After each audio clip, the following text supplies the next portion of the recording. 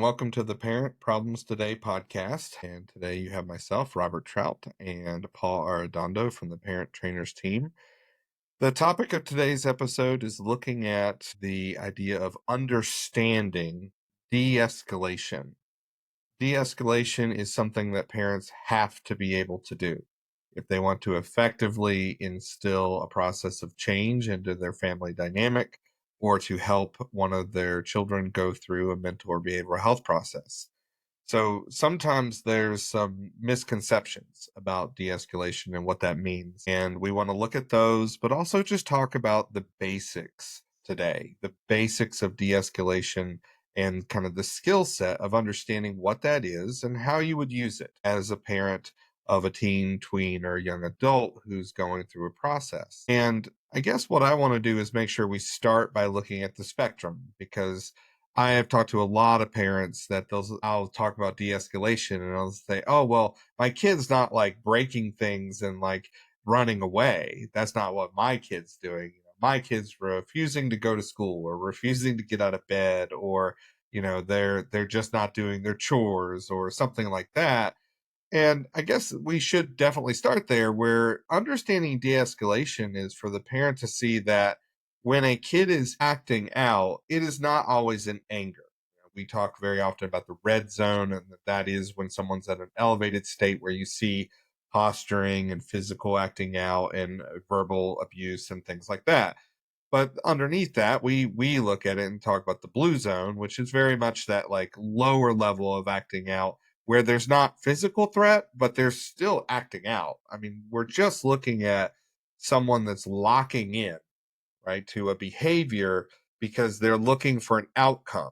And that might be you giving up and walking away from them. Because if you do that, then they don't have to go to school today or, whatever. But they're looking for an outcome. So de escalation is really just talking about getting a person to come out of a neurological state that they're stuck in, or a mental state that they're stuck in, an emotional state that they're stuck in.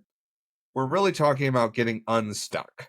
And de escalation is bringing someone from that state of being where they are stuck into a place where they become more open, more rational, more a state of having conversation that is a back and forth and connected, things like that. So we want to make sure that for the parent that's listening today, as we're looking at de-escalation, it is up to you to open your mind that this isn't for that rare time your kid's screaming or throwing things. This is any locked in behavior. Paul, I'll pass it to you. Any thoughts on that, like just as we look at the definition of de-escalation? I mean, certainly. I think one of the things that comes up when we talk to any family is parents saying something to the effect of, if he would just, or if she would just listen to me, if they would just understand, if they would just hear me, then everything would be fine. And I think one of the things that is, gosh, I hope anybody takes away from this conversation is that classic framework of like, why would I listen to you if you're not listening to me? Why would I listen to you if you're not listening to me? And that's the case with every single kid. Being able to de escalate them actually means putting your agenda as a parent on the back burner for a little bit, slowing down and actually doing the listening. And I mean, we'll get to the skills of reflective listening and things of that nature, and creating the space for them. Because ultimately, if they're experiencing something like anger, frustration, sadness, grief, withdrawal, really what they're feeling is a lack of safety. So if we're really getting down to the nitty gritty of de escalation, it's, can I help my child feel safe? Can I help my child feel accepted for who they are in this moment? And that's sometimes a very difficult thing for any parent, because when they see their child acting out, or they see their child suffering or struggling or in some version of discomfort, as a parent, they feel their own version of discomfort. And one of the classic things that we see is, if I see my child uncomfortable, I'm uncomfortable. So I need to make my child feel better so I can feel better. And so that feeling of lack of safety that the child's experiencing becomes a lack of safety that the parent experiences. And then both the child and the parent are trying to control the situation. and that doesn't support. So when we're talking about de-escalation, we're talking about unwinding these patterns. And for parents, one of the more challenging aspects of de-escalation is first being able to calm themselves down to then be able to help their child feel safe. So those are the first things that popped to mind for me, Rob. Yeah, absolutely. And I think that leads into the second part of the conversation around de-escalation is de-escalation requires you as the parent to be grounded. It is required that you're not in the process with your child, whether that's them not getting out of bed or them throwing things at you. Whatever, wherever they are on the spectrum of behavior, when you begin the process of de-escalation, there's the recognition of the parent saying, "Oh, look at them. They assess, they evaluate what's happening for their kid, and they separate themselves from that and say, I see where they're at. And my goal is not for them to listen to me right now. That's the releasing of the agenda, right? It's like my agenda is gone. I have a job to do now. And it really is that cut and dry. I have a job to do right now, which is to help this human being who is not present, who is not rational, who is not in a state of reciprocity. And my job is to create an environment and a process that allows them to step out of where they're stuck neurologically and into a place of balance and reciprocity and understanding where we can be in conversation with each other. But too often, whether it's a parent or a teacher or I mean anybody that's interacting with another human, too often we don't do that. We see them upset and it triggers us, like you said. Or, sometimes it's not even a trigger, it's just a reactive response where Right. you don't really go anywhere, but you only know one way of interacting with someone who's in this state.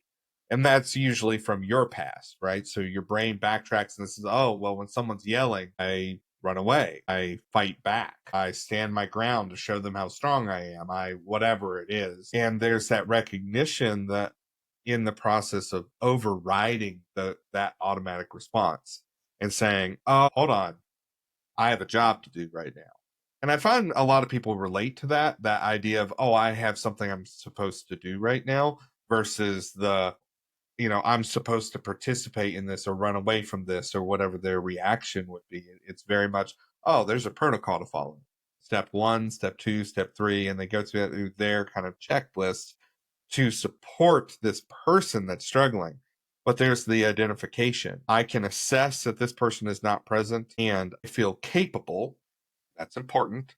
I feel capable in this moment of being the person to help guide them out of the state of being they're in to this side of that experience they're having. If you're not capable, if you're too tired, you're hungry, you're dehydrated, you're etc., there has to also be that recognition that this battle is not going to be won right now. So there's the stepping away at times and realizing, do you have the capacity to do this? That's an awareness on the person. And then the answer, or sorry, if the answer is yes, I have the capacity to intervene and to de-escalate this situation, then you now need to have the skill sets of doing that. Do you agree with that, or what comes up? Certainly. I think to expand upon one of those pieces that is recognizing that your child might be, or your loved one might be so dysregulated that they can't hear you. Because, I mean, in past conversations, we've talked about flipped your lid. Flipped your lid is this concept of recognizing that the further up the scale of anger, fear, sadness, take it from 0 to 10. When you get to like a 6.5, a 7, you're actually moving out of the prefrontal cortex, the rational brain, into, the midbrain, the amygdala, or further even into, the brain stem and the limbic system, which is ultimately the place where we become in, or the place where we get to survival. And so one of the things I said earlier is, why would I listen to you if you're not listening to me? Something to add upon that, if they are very dysregulated and they're saying things that are extremely hurtful and their face is beet red, or they're crying and weeping and snot bubbles are coming out, you could see them highly, highly escalated. They're not capable of hearing you. And that's a really important thing to just be cognizant of, is that understanding that when we are in our survival state, we're literally running from the bear and there's nothing else to think about. It's not about rationalizing with the bear, it's running from the bear. And so the brain isn't meant to actually take in information at that point, other than I need to get the heck out of here or I need to play dead. So being able to understand that aspect, again, Rob, you said there's so many different versions of, escalated states of being. If we look at the extreme end, that's something to hold on to and be very clear about and prepare yourself for, is, oh, they can't hear me right now. They can't understand that I might have the perfect solution, the golden ticket, the nugget that would solve all their problems. You can't problem solve them in that moment. You can't rescue them in that moment. Really, the best thing, and this is where we're headed in terms of skills, is the idea of just being with them. Co-regulation is a term that we often use, recognizing that if their nervous system is amped and they're in that hyper vigilant, hypo arousal sort of space, they're not capable of slowing down.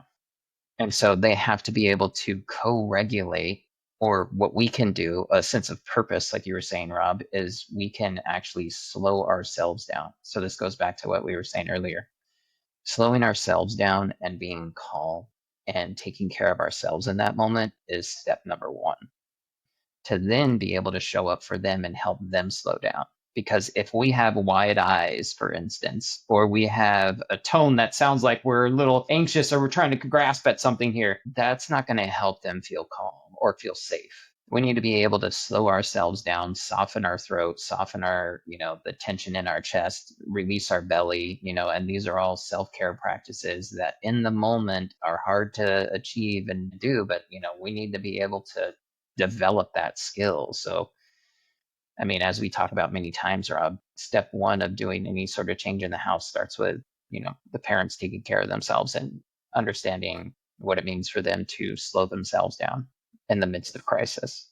And Yep. so being able to work with yourself then opens the door for the child to feel safe, opens the door for the child to actually slow themselves down. And we can see these markers of slowing down from the face not being red anymore, the tone that they're expressing, the volume that they're expressing through, the language. And they might be actually stone silent and curled up in a ball and sheets over their head, right? And you might recognize that the shoulders are tucked up by their ears, and at a certain point, their shoulders actually relax, or their body language shifts, or you hear them take a deep breath. Those are all great markers that things are shifting towards the better. So it's about paying attention, not only to them, but also yourself. So, yeah, I'll toss it back to you, Rob.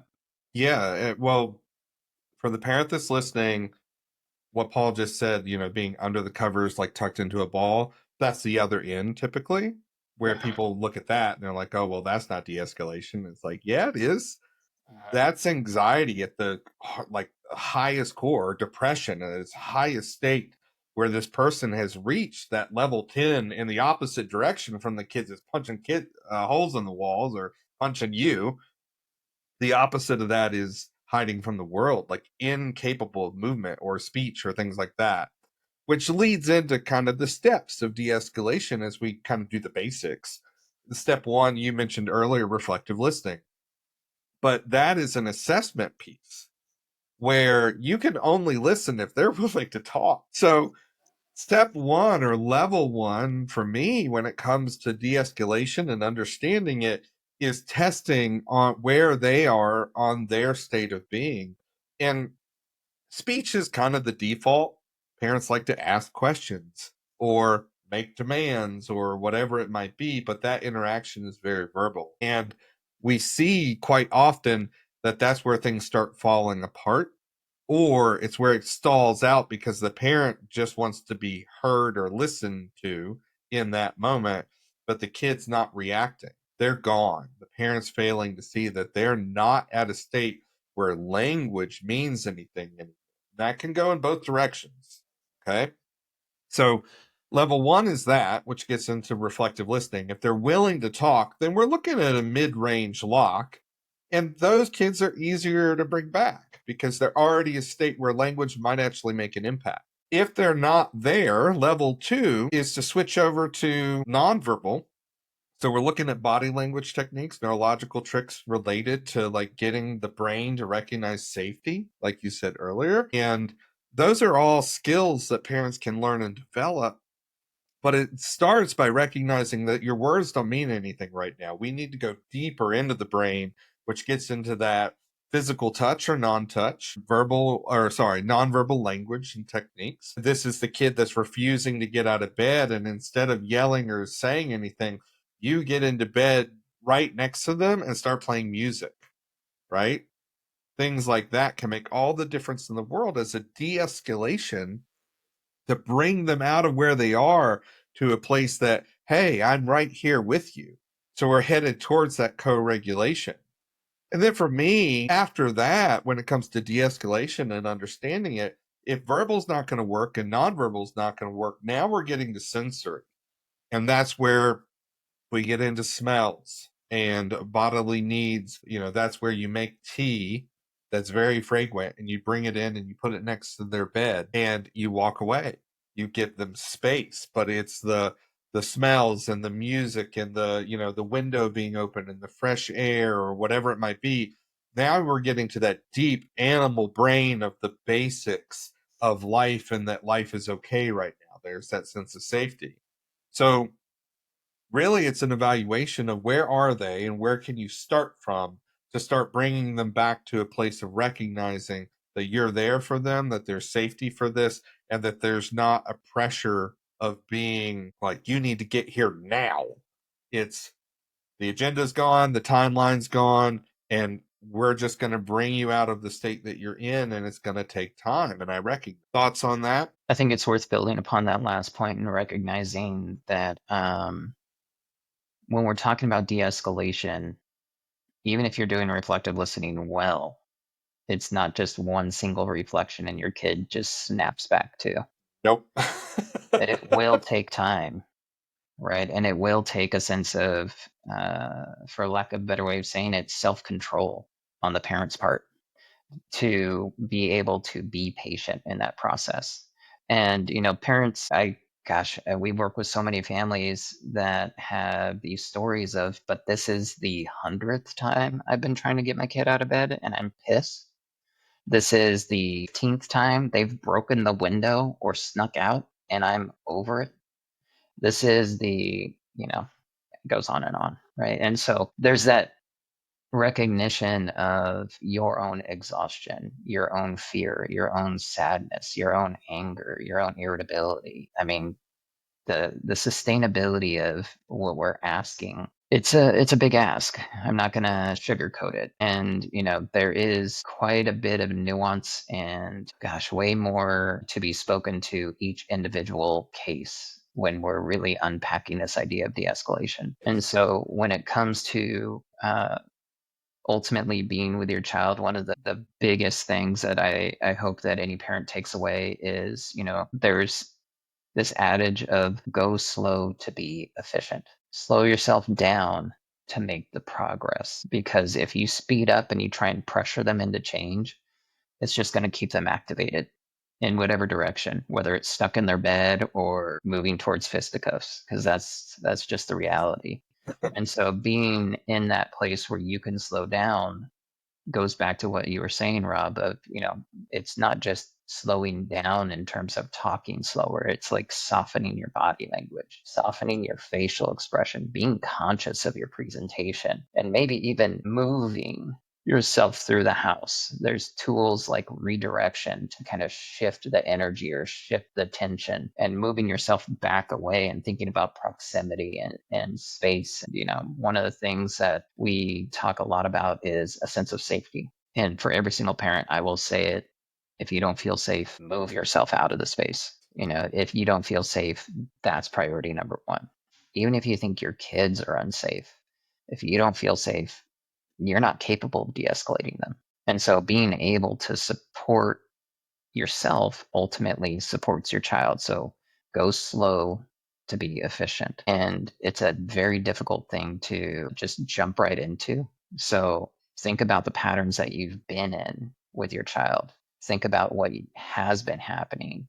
Think about what you might even be able to predict in a future moment. And if you're seeing these patterns of wake sleep cycle challenges or behaviors around contributing to the household or school or substance use. When we're talking about de-escalation, I mean, there's all these nuances. I mean, if your kid is altered, meaning they're on some substance, the conversation is not available. There's no conversation to be had. And so when we're talking about de-escalation, sometimes the best thing you can do is take space from them, give them the opportunity to calm down, give them the opportunity to sober up, right? And so that takes a little bit of, again, more, well, I hate saying a little bit, it takes self-control and it Yes. takes understanding of what is the best set and setting, what is the best timing. Because if you're just banging your head against the wall, you're just banging your head against the wall, when it Yes. comes to being with your child. So go slow to be efficient. And there's an acknowledgement in that I feel like we do need to drive home a little bit. If they're not capable of becoming present, that's not the time. I mean, de-escalation can happen later. You need to let them process through, especially if there's a substance on board. You need to let them sleep it off or run it off or whatever they're doing, and then recognize, right? Like step one for this, for almost everything that we teach, is assessment. You have to do an assessment to find out, is now an appropriate time to try to teach, de-escalate, or set a boundary, or whatever your process is. I don't care what it is. Assessment's going to be key. Then you can step into the process and say, they're close enough that I feel capable. So there's my self assessment. I feel capable of being able to de escalate this, starting by testing verbal, then going nonverbal, and then going animal to that third state of sensory work like that. Now, then there has to be the acknowledgement of saying, you are going to have to do this over and over and over again. I know it's the biggest frustration. I think our whole careers, I've heard it over and over and over again. Oh, it didn't work. And we had constantly, well, how many times did you try it? Well, I tried it once. Like, no, you have, I mean, sometimes 10, sometimes 18, sometimes 40 years of patterns you're trying to now offset. You have to put in an equalized effort to that, to interact differently, to de-escalate differently, to intervene differently. And it takes time and effort to do a practice over and over again. And that might be my last point to this as a parent that's listening to this. Understand that when we're talking about the skill sets, not only the process, but the skill sets, is that parents often arrive at a point of asking for help only after they're exhausted. And that's okay. We get it. That's why that happens, is you reach a point where you realize you can't do this anymore. Something different needs to happen. And when you start implementing skills and learning new ways of being, new ways of interacting, new ways of setting up structure and boundaries and processes, you are going to have enough energy to implement them. And that's where, we become redundant on self-care, taking your time and choosing your battles. All of these things are necessary for long-term change in any behavior or family system. So I guess that's the point I would want to leave this on for myself, is just you have to go through all the steps, including the learning how to be different.